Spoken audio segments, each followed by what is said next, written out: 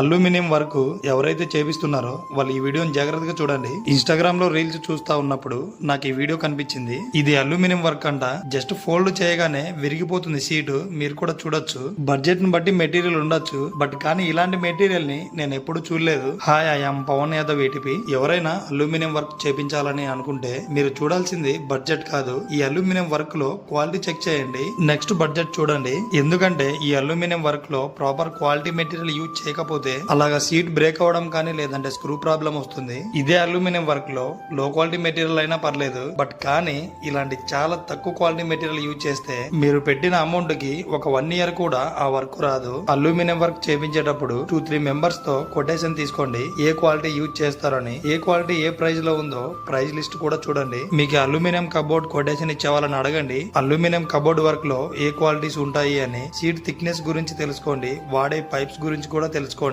అందరూ మోసం చేస్తారు అని నేను చెప్పట్లేదు, మన జాగ్రత్తలో మనం ఉండాలి. 2-3 మెంబర్స్ ని అడిగిన తర్వాత మీకు అల్యూమినియం వర్క్ గురించి కొంచెమైనా నాలెడ్జ్ వస్తుంది. వాటిపై నాలెడ్జ్ ఉన్నప్పుడే మీ హౌస్ కి బెస్ట్ మెటీరియల్ యూజ్ చేసుకోవచ్చు. ఆల్రెడీ మన ఛానల్లో అల్యూమినియం వర్క్ గురించి కొన్ని వీడియోస్ అయితే ఉన్నాయి, మీరు చెక్ చేయొచ్చు. నా ఛానల్లో ఇంటీరియర్ వర్క్స్ గురించి వీడియోస్ చేస్తా ఉంటాను. వీటి గురించి మీకు ఎలాంటి అప్డేట్ కావాలి అనుకున్నా మన ఛానల్ ని ఫాలో అవ్వండి. Okay, see you in the next video.